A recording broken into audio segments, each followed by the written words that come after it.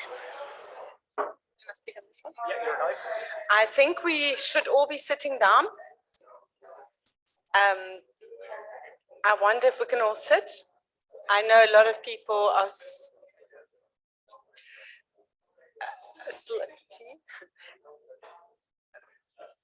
Sven, I wonder if we should start.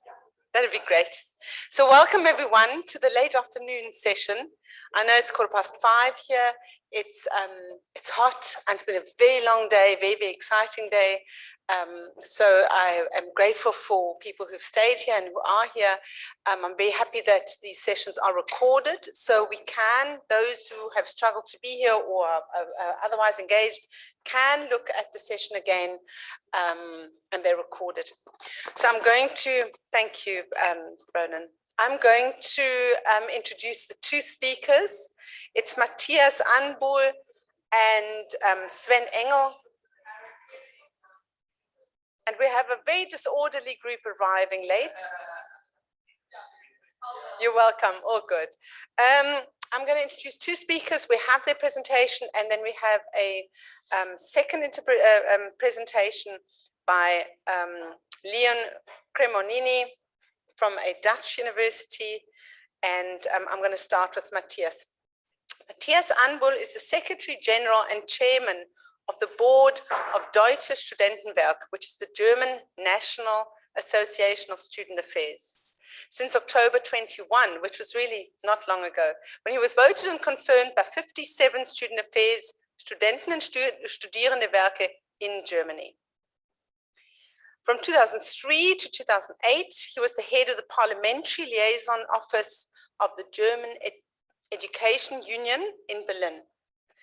Since 2009, he's been the head of the Education Policy and Educational Work Department of the German Trade Union Confederation, and is an expert in all areas of education systems, from early childhood education to higher education and vocational training. Matthias, we look forward to hearing you in a minute after I've read Sven's bio. Sven Engel is we're very familiar with him. Sven's been with Sven for many, many years. A long time, so I wonder whether they will, yeah, many years. So Sven Engel is the director of the international relations at the Deutsches Studentenwerk, the German National Association for Student Affairs, since 2009. A graduate in political science from the Freie University in Berlin, he began his career as a policy advisor on justice and home affairs for the European Parliament, and then moved on to coordinate the EU projects in urban policy, migration, and social inclusion. Ever since moving back to Berlin, he's continuously advanced international cooperation in student affairs and services in Europe and overseas, and focused on the mutual exchange of experiences, knowledge, and know-how in core fields of student services such as financial aid, student housing, dining, counseling, student well-being, as well as cultural, social, and international affairs. If I can ask both of you to come and present to us supporting refugees from Ukraine, the perspective of student service organizations in Germany.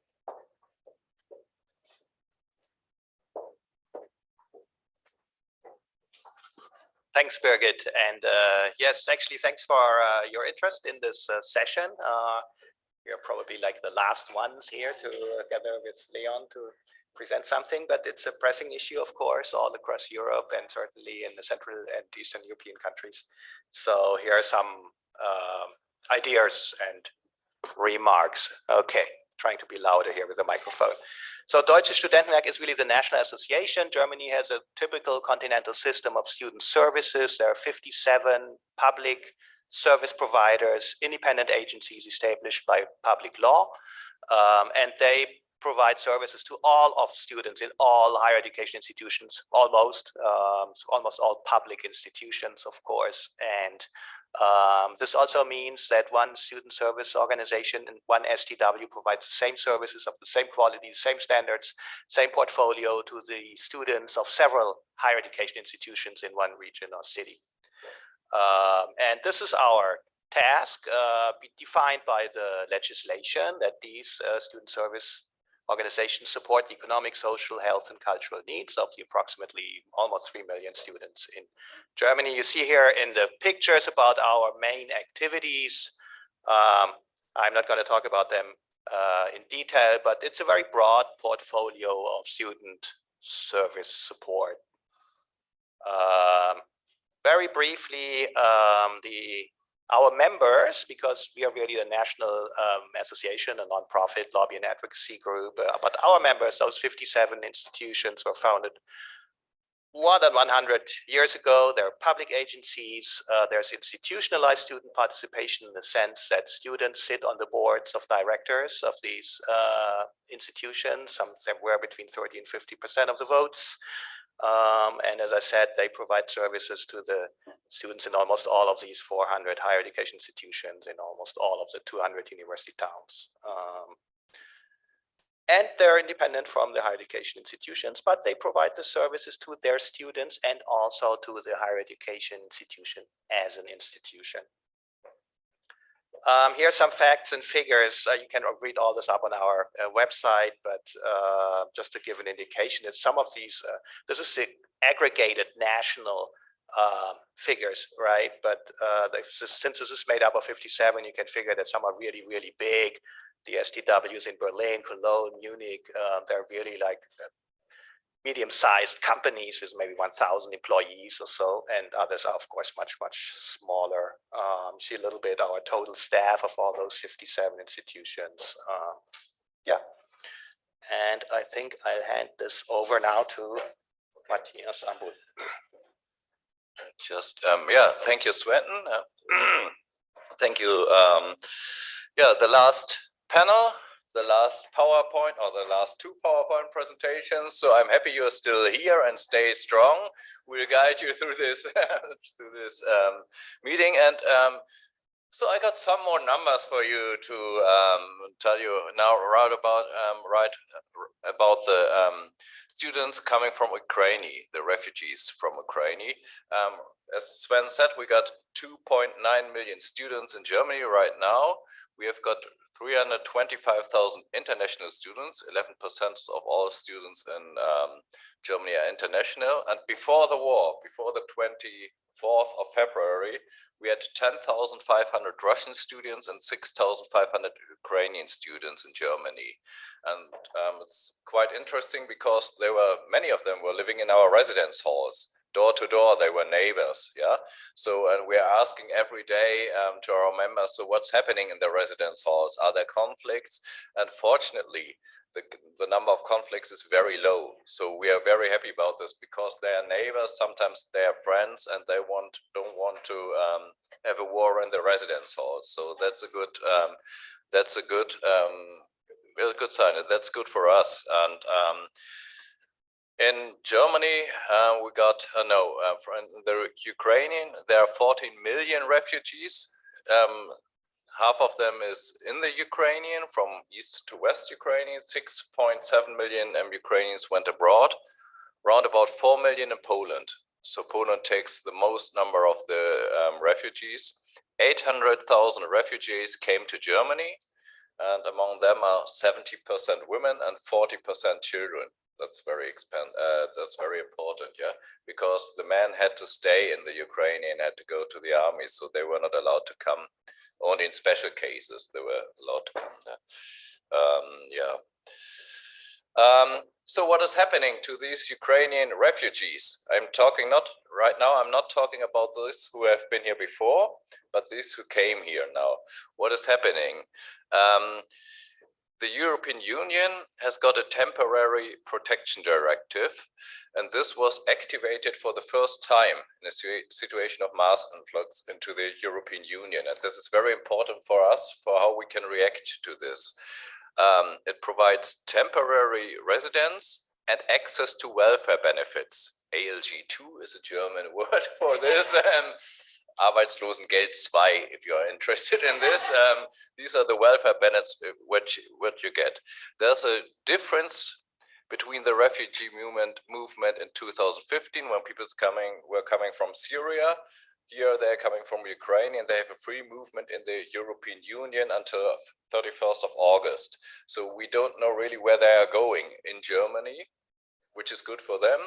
And but it's we have to consider this. And but there's one problem. This welfare benefit, the ALG2, is not eligible for studying, because they say it's for if you have to be on standby for the labor market, then you get paid it. If you are in a university, you're not open for the labor market anymore. That's why it's not eligible for studying. And this is a really problem for young people who come here and who want to finish the master, bachelor, the university course. So what did we do? What did our members do? We were offering emergency housing and flexible solutions for rental contracts for refugees and for people who have been staying here. Emergency housing, I have to say, the numbers a little bit, it's not so big, because we have accommodation problems in the big university cities like Berlin, Frankfurt, Munich, Hamburg, and our residence halls are full. Yeah, we got numbers of like, and for example, in Munich, we got 10,000 places and in residence halls and 15,000 people waiting for. So we can't offer emergency housing there. But in some smaller cities, we can offer emergency houses in some smaller regions. So that's what we're doing. And we find flexible solutions for rental contracts, for example, for Russian students who don't get, because of the sanctions, don't get any financial aid from their parents anymore. So we can say we find flexible contracts, flexible solutions for delayed payments, and this works quite fine. We offer social and psychological counseling in English and in German, of course. Well, at the beginning, it was not so many students from Ukrainian and from Russia coming into the counseling. There were a lot of students from Germany and from Syria, because they are reliving re-traumatized. Re-traumatized. They're re-traumatized again. Yeah. So they are experiencing a situation they had experienced before. So a lot of them were coming into our counseling programs. We have emergency grants. We have free food and dining halls. We have fundraising, and of course childcare. I said 30% of them are child, so we've got 10,000 places in our kindergarten. So we offer childcare too. And we've got our federal financial aid, the BAföG. And as I said before, the refugees, if they want to go to university, they don't get the welfare benefits, the ALG2, so they can get BAföG now from the 1st of June. This was a big success for the DEUTSCHES STUDENTENWERK too, because we wanted it, and they opened it now and said even refugees who came from the TPD can get BAföG now. But they can get BAföG now, but there are some barriers for German students and for Ukrainian students as well. And these barriers are not so easy. Like from German students, we've got 2.9 million students, only 11% get BAföG. And this is because there's a regular enrollment at the German high school, a higher education institute. So you have to study at a German university, for example. Therefore, you have to get knowledge, or German language is required, yeah, or an English master course. Many of them don't speak, many of the refugees don't speak German. You have to prove that the parental income is not high enough, that they cannot pay for you. And how are you doing it? Because maybe you come with your mother from Ukraine to Germany, your father is a soldier, so how do you prove that he is not getting enough income? So that's a problem. We have an age limit, which could be a problem. It is 30 years for bachelor now. You can get BAföG up to 30 years if you're a bachelor, or 35 years for a master course. This is going to be lifted in October to 45 years.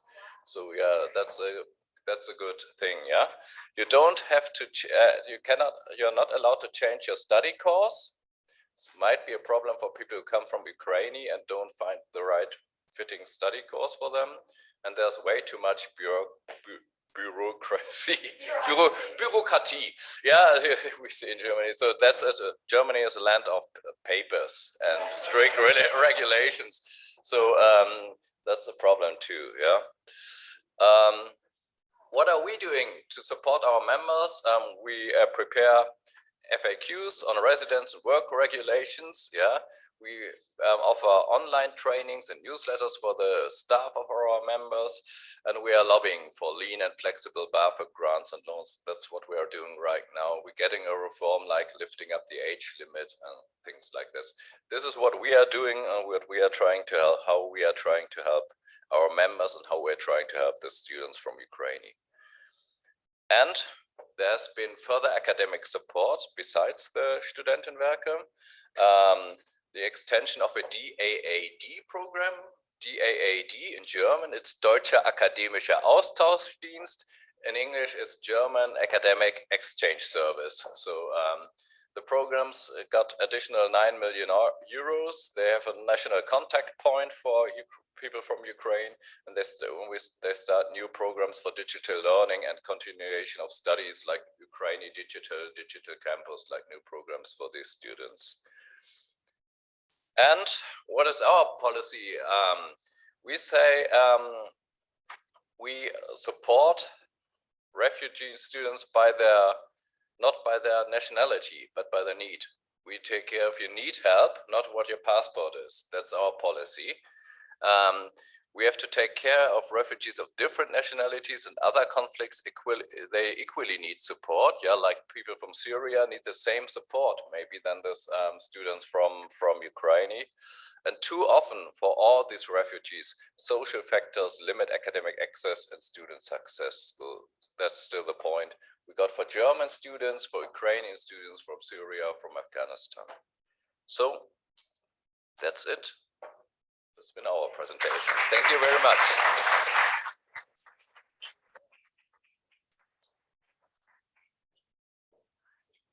Yes, we have the next speaker, and then we have some questions joined. Yeah, will that work? Then I'm going to try get my. Here we are.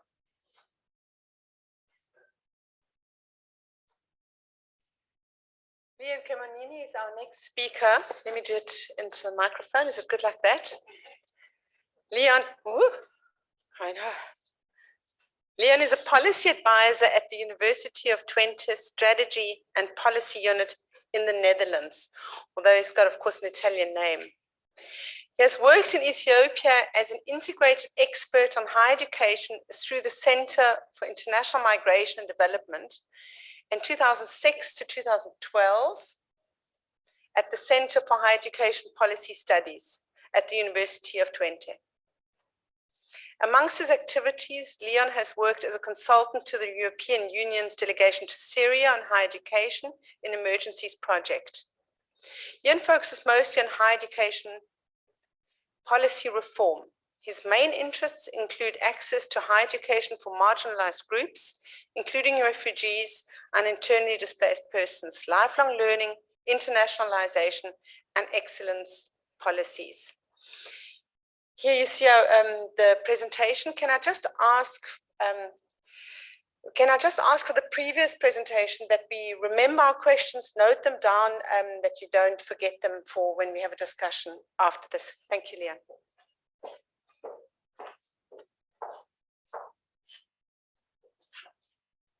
Good afternoon. Thank you very much for being here up to the end of the day. I confess that I am giving this presentation also as a plea for help from you, because I am currently busy, or I'm going to be busy in trying to establish a new program within my university to assist refugees, because one of the key points that I have indeed in my presentation is that we do not have really a university policy, and that's one of the major problems. So there are a lot of points for discussion, I think, later, a lot of questions, and I'm very happy to hear any ideas or comments that you might have. So I've got a little bit less numbers than the prior presentation, and maybe a little bit more problems to, not problems, but questions for you. What I wanted to do here was to do a short introduction about the problem that's very general, let's say, and it's quite similar to what has already been said, but then maybe more in a Dutch context. Explain why the question of refugees is that important, and why it's very close also to my heart, also in the past. How we could approach the problem, and then I have some points for discussion at the end of this presentation, which could be either points for discussion together or could be questions from you to me, and we can see how we will do that. There are currently, the latest I saw, I checked so again, as this is work in progress, we can cross-check later all the numbers, because I've done this as a preparation for this presentation, and I checked the CBS, it's the Central Statistics Bureau of the Netherlands, and as of June last week, there were 65,000 refugees, Ukrainian refugees registered in the Netherlands. There were about 1,000 that were already situated in the Netherlands prior in higher education, and about 100 were in vocational education. So the Netherlands has got a little bit like Germany, we've got a binary system. Higher education is comprised, as everybody probably knows, by research universities and what we call hogescholen, which is the kind of the equivalent of the Fachhochschule in Germany.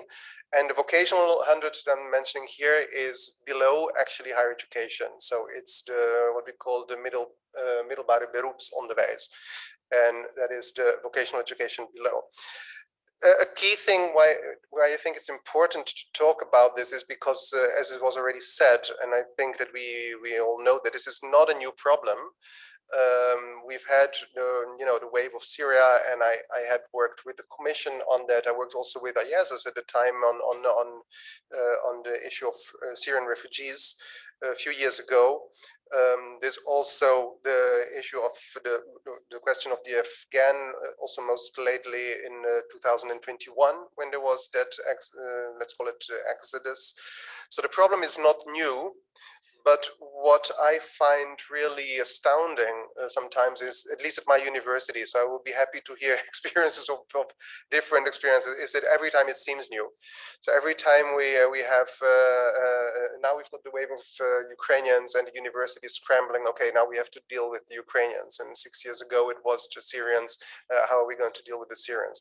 And that is why I'm very adamant that I'm trying to start a kind of project with different departments in my university, different service departments, including marketing and communication, because they're involved, as I'll mention in a moment, and also the student services, or the Center for Educational Support, which includes student services in my university, to have some integrated approach. Just very generally, I think it is important to emphasize that, and this is a bit from my background in higher education studies, because I did work for a while at the Center for Higher Education Policy Studies in the University of Twente. That there are obviously benefits of higher education. I don't have to give a presentation on that, because there's a lot of studies on that. But I think that it's important to mention that there are also psychosocial growth elements that higher education contributes to, including, for example, the self-understanding, whatever it is, self-actualization, including giving a sense of purpose and a sense of motivation, and including giving more kind of life satisfaction, happiness, and confidence. And I think it's important to mention this for all students, obviously, but it's important particularly for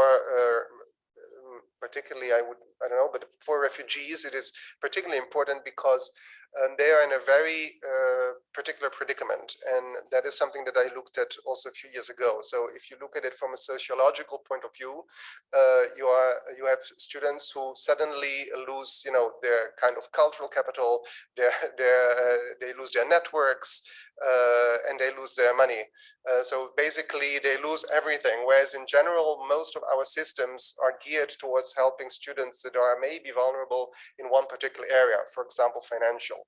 Or if you don't have networks, you can help them create networks through different university networks, but then they have another form of capital. That's a bit the sociologist that I was sociological way I was looking at it.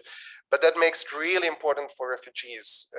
And I think that this is a very critical reason to look at them particularly, and not just like any other international students. And that is the problem that we face at my university, but also in the Netherlands generally as a policy. From the perspective of my own university, from the University of Twente, I just put this as examples. So this is kind of the argumentation I'm also trying to have to let's say, justify this new activity that I want to start, which I will have to discuss also with the board, is that it is certainly consistent with our university priorities. And if you just, I won't go through the whole mission, you can just find it, it's publicly available, but we want to be the people's first. We want to be high-tech human touch was the old version. But we also just approved an international dimensions strategy where we want to have an international classroom and we want to foster talent and diversity. So it fits with that. It fits also with national policy priorities. And I think that is important to say because the national policy priorities in the Netherlands is looking to fill specific market gaps. And so if you look at it also from a utilitaristic point of view, it can help in this sense. And on the other hand, supporting refugees' higher education reduces what I called the refugee labor market shock, which is a term that I got from a report from SEPS, which is not SHEPS. SEPS is the Center for Education Policy Studies in Slovenia. And that is basically the fact that if you have refugees who are also low educated, of course, they're at a higher risk of being an economic burden, and that creates all kinds of social problems as well, which we can see in the general press. So in terms also of, right wing or whatever we want to call it, but all these kind of social issues. So it's important, even not just to say that we're being good, but it's important for our societies. And then there's of course the other issue about that refugees not necessarily will want to stay in our countries. There are refugees, many want to go home, many have started going home, and they should not go home uneducated and unable to build their country. So I think that is a very important thing. This I added purely for informational purposes because it's not related to the Ukrainians. This is a survey that we did when the Syrian wave came in, and we did it amongst Syrian refugees. And these were the key problems that they faced. It could be quite different for Ukrainians. It would be interesting maybe to do a similar survey. But what I found interesting to mention here is that amongst the top ones that we see here, well, the top is not really the top, it was 3% here, is that for them, one of the questions was that the desired specialty couldn't be found. So the Syrians really, in their situation, they were used to being able to go to higher education and choose their programs, and that obviously collapsed with the war. This could be something that we should think about also for Ukrainians, because I haven't got data on this for Ukrainians, but the point being that the current system doesn't incentivize nationally in the Netherlands, maybe it's different in other countries, it doesn't incentivize matching of student needs and student desires with actually the offer, which is actually what we predicate when we talk about selection and ranking and matching. We want to match them, but at the end, we've got refugees that end up in a specific place in the Netherlands because they're sent there, because there's the refugee place where they can get a housing maybe. And it's very unlikely that they will move from there, maybe to go to a program in another part of the country, because that would involve costs that they couldn't afford. So I was thinking this is something that maybe is just to discuss. I don't know, but it was something interesting for me to think about. Then there are things similar to what was also said prior, and that applies, I think, in many countries. So they have to have a Dutch residence permit. They have to in order to get any kind of financial assistance, they have to be enrolled in a language course. So they don't have to have passed it yet, but they have to be enrolled in the language course, which actually they can only do if they've already applied. So that is a bit of a vicious circle. And then at the university, we offer a higher level course for students of Dutch, for students who want to participate, who are eligible to then be part of our programs. And they also obviously have to attend it school in their own country with a level comparable to the HAVO 5, which is the Dutch level to enter higher. Well, the HAVO is the level to enter the Dutch professional higher education. If you want It's a bit complicated. If you want to then enter a research university, then you have to do a bridge course anyway. So that would be an additional burden also for them. And the bridge courses are also very expensive, which is another burden, and that's a complete other story. But all these burdens they do have. I just wanted to emphasize that we have a patchwork of approaches. So we work with existing networks of foundations like the UAF. The UAF is the foundation for refugees that gives financial support, and also with scholars at risk. And interestingly, or sadly, I should say, the UT has stopped working with both these organizations for capacity reasons very recently. So that is one of the disappointments. They haven't stopped after 24th February, so it's not a direct consequence, but it's quite unfortunate that over the years they stopped with that, and I was talking about it with a colleague. Another thing is the scholarships and waivers. We do have a system of scholarships and waivers, which is organized by a Center for Scholarships and Waivers, which falls under the Center for Educational Support, so it's not part of what we call student services. But that's the definitional thing I was mentioning before, but that is based on merit over need. So need is actually not considered. It's because the point of these scholarships is to attract talent. I just heard from, I showed this presentation to my colleague just the day before yesterday, and she mentioned that they are in talks to have also a need component in it within SWAR, that's the center, that's the scholarships office. So that is something that they're already working on, but as of today, it is it favors merit.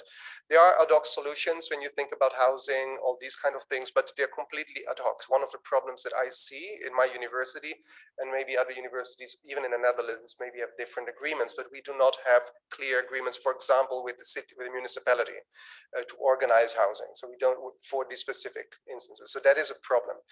And in the Netherlands, some universities have a policy. I maybe should do some more research on these specific policies, but I spoke with colleagues of mine who said, well, if you look at the University of Amsterdam, they've got a specific policy. Tilburg has also got a policy. I don't know it, to be honest, so don't ask me the details, but there's an institutional policy that we do not have at Twente, which is why I would like to have this kind of program. Some options I thought of, this is purely food for thought, because some programs, some initiatives did exist because of COVID, and they could easily be translated to a different situation. For example, what we called the Buddy program was organized by the Student Union, and that was done with quite some success to avoid this question also that I had before about mental and isolation. And that was students for students that basically contacted each other in times of COVID, and they had organized a very nice system. So this is something that maybe we could think about doing also for refugees within our university. Another one is employment opportunities. In the Netherlands, there's obviously the rule that students can work up to 20 hours aside their job, aside their studies, sorry. But the problem here is, of course, that applies for students who are already in the country, already enrolled. So the question is, how do we apply that for newcomers, let's say, and that's also a question. But in the Netherlands, there's been a decision by all the universities to apply the EU fee to Ukrainian students because in the Netherlands, obviously non-EU, non-EA are far higher, but the EU fees are around €2,000 per year, and these apply now also to the EU. This is happening. And one thing I was thinking about is how could we think of a refugee trajectory, as I call it, for supporting the international classroom, which is one of our priorities, including, for example, a bridge program, which now is unaffordable for many, which exists for foreign students, international students who want to study in the Netherlands, but there's no distinction between different international students. Dilemmas that I wanted to mention. In internationalization, generally, there's a focus on attracting talent from afar. That is something maybe that is common to other countries as well, because the Netherlands has got very strictly, or has had for a long time, very strictly a revenue generating approach to internationalization, whereas they try and attract students from afar because they can pay full fees, whereas EU students or EA students don't. But I also want to mention that very recently the minister said we should focus more on in-house capacity, which actually would include foreign students who are already in the country, for example, refugees. So that is maybe a window of opportunity to think about, and also a pressure that we have to address. The other thing is that very often universities just wait for central guidance, whereas in reality we could have leeway, and we can use our leeway to take initiatives. So that's why I'm actually all ears to think about, what initiatives could we take without waiting that the UNL, that's the Universities of the Netherlands Association, or the ministry tells us, okay, now we do this, because there is of course some freedom for that.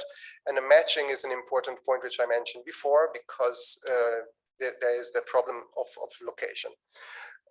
And involvement of institutional actors is other institutional actors. I don't mean universities, I mean all other kind of institutions. We should not be a silo, not talking with the gemeente, the municipality, for example, about housing, and then be surprised that we haven't got enough housing on our campus, and we haven't organized for the refugees, and there's a housing crisis. There's a lack of communication, and that is something that I would like to try and foster. And the bridge courses, which I was mentioning, are very expensive. They're not applicable currently for refugees because they're applicable.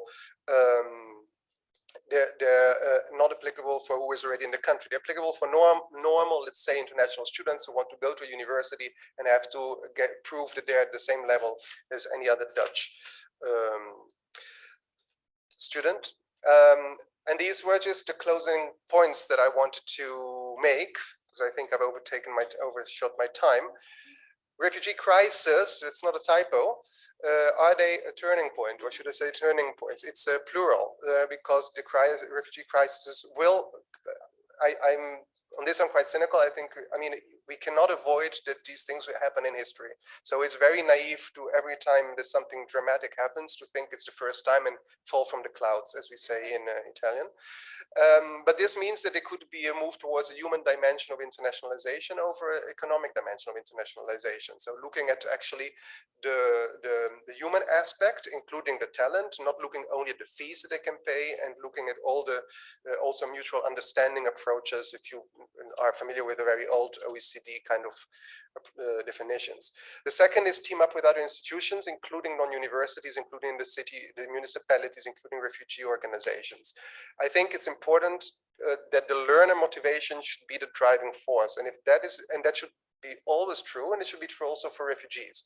We shouldn't have a kind of cynical view that we are just doing something good for refugees, so be happy with what's, like you sometimes read on the paper, as you know, be happy with what you have and don't complain because you're a refugee. No, they have specific motivations that are very important for them, they are very important for society, and they're very important generally to build opportunities, for our societies as well. And I think that should be really the starting point, and that will help also in the matching.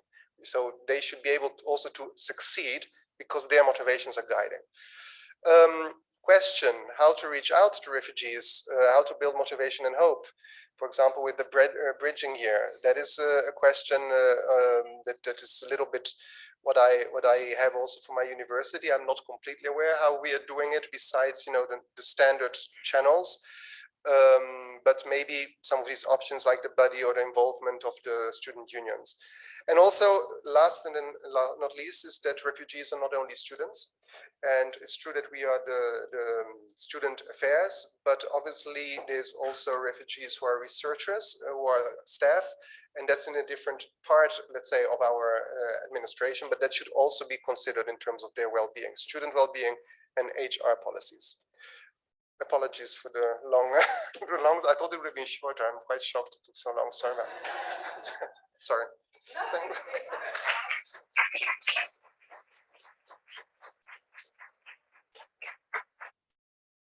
Let me see if any questions. Yes, Vierpier. You need a microphone?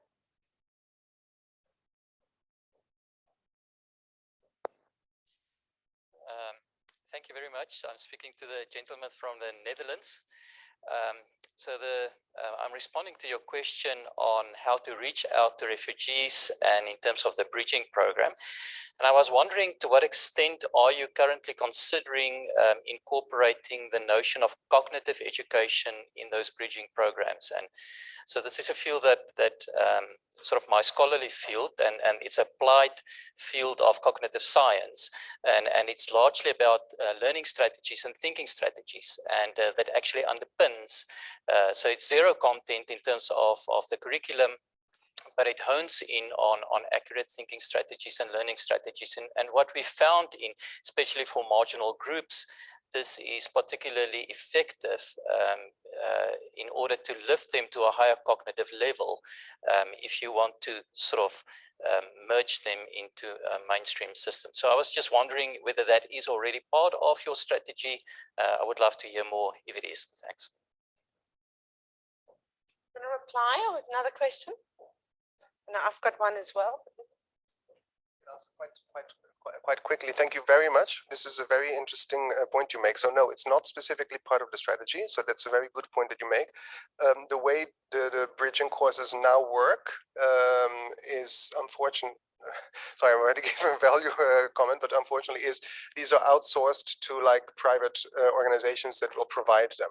So and there's just recently been an evaluation which is like literally just been done. So I still have to read the outcomes. I'm looking on the success rates, but I think it's very interesting what you say, because that is not specifically part of it, but within some leeway, which I have to see what my possibilities are. But it would be interesting to say that there should be then a criteria for any organization that provides these kinds of bridging programs, because currently we don't have this explicitly. And I recognize that this is actually cross-cultural, so it would be very useful indeed for this kind of issue. Yeah, thank you.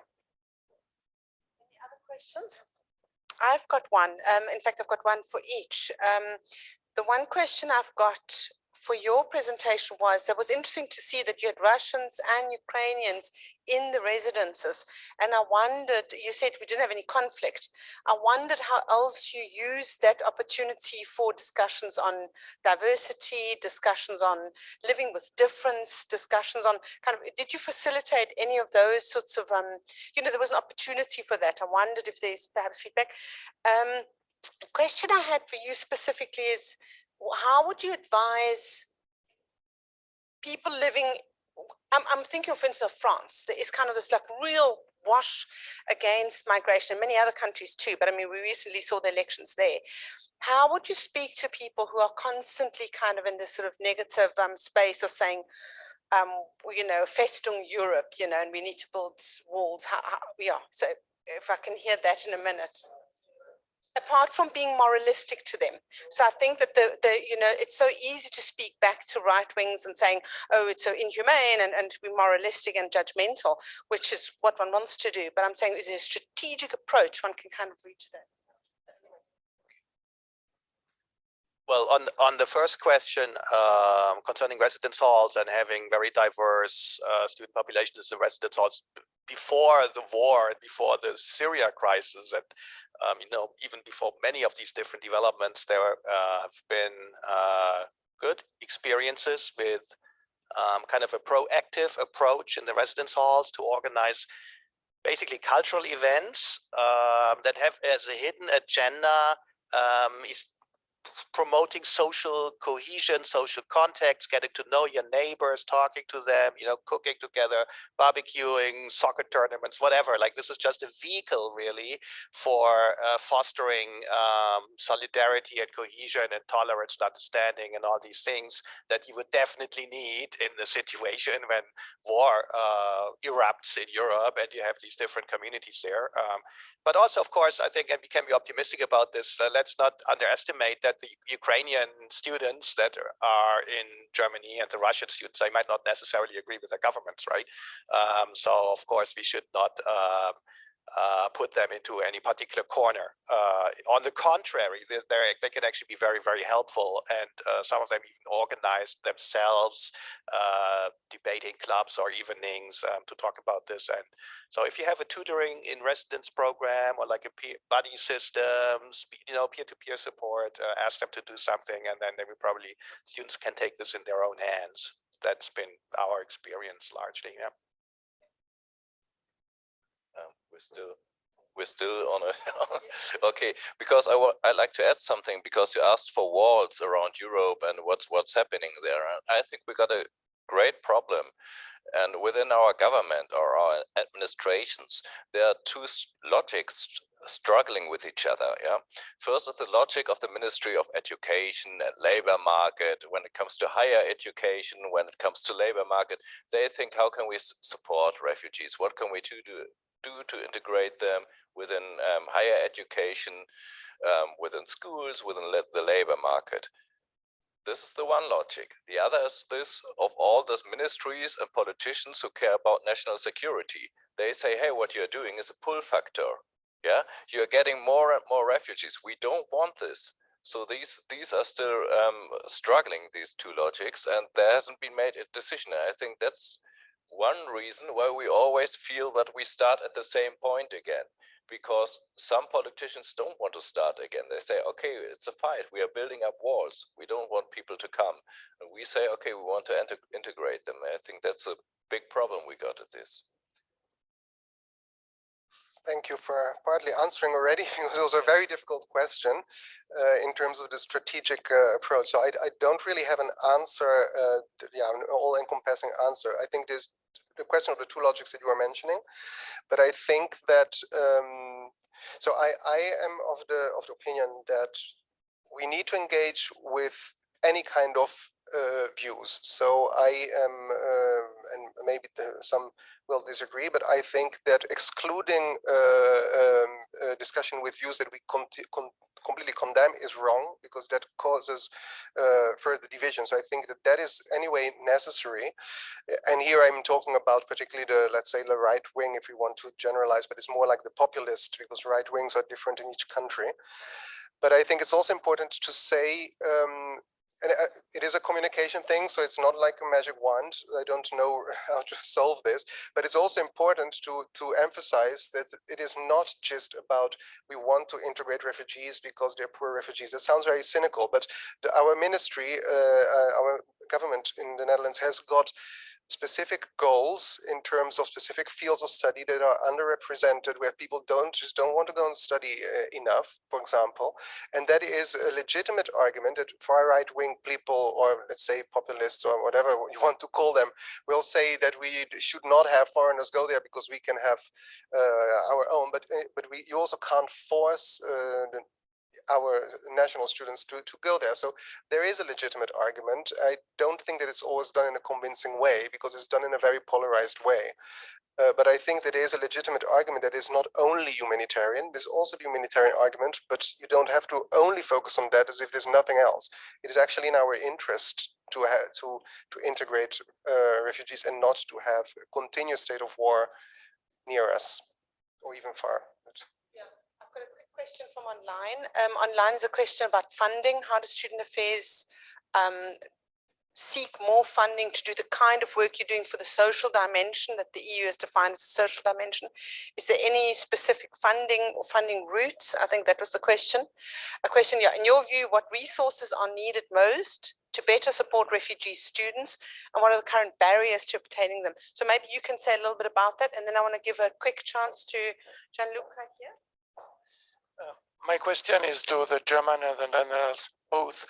Probably is a simple and stupid question, but I was surprised that both in Germany and in the Netherlands is required the language, the local language. So it's supposed that the refugees, the people coming, are supposed to study at the B1 level the local language. Is this not a little bit strange, because there are in so many problems that add this problem of the language, another language? Imagine Ukrainian people English could be the common language, the koine, that we see with the Greek word, you know? Why asking for the local? I don't understand this point. Probably it's a stupid question, but I want an answer.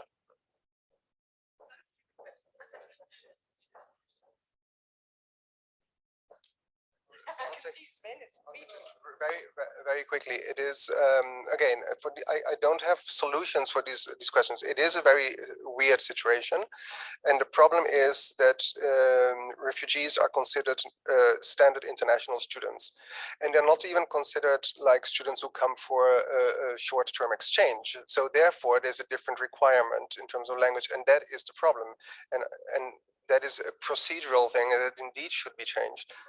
Yeah, but that is basically the key problem, and they're not normal international students in a sense. I think we can probably shed some light on many of these questions by taking a concrete example. Like in Ukrainian universities, at the outbreak of war, there were approximately 10,000 students enrolled from India in English-speaking courses, mostly in the medical fields.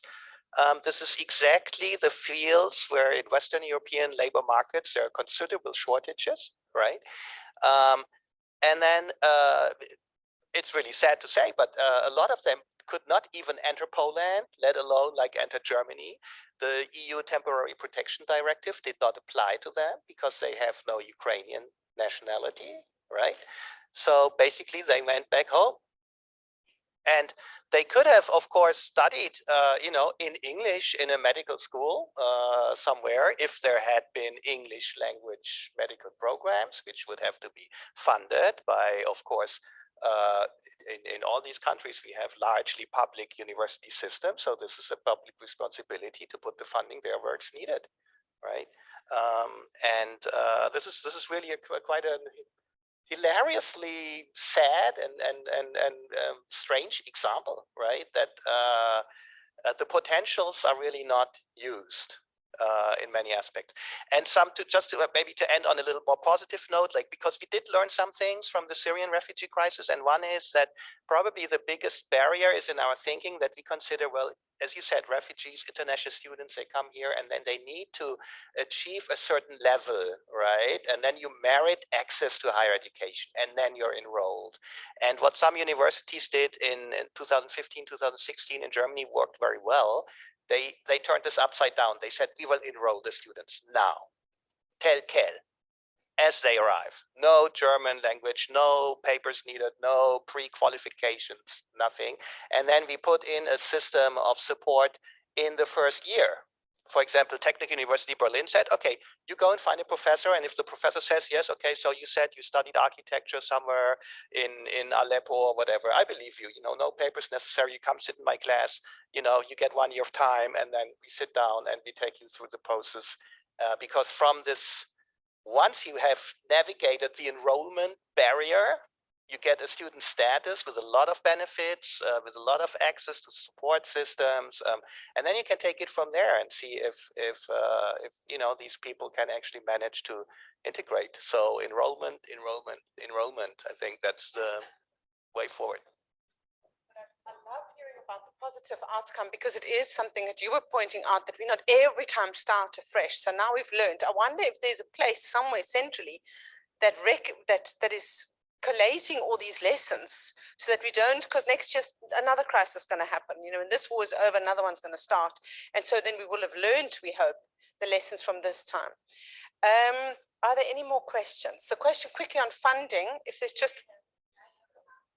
okay, so that's, yeah, so the virtual session is starting at 15:15. It gives us less than a minute.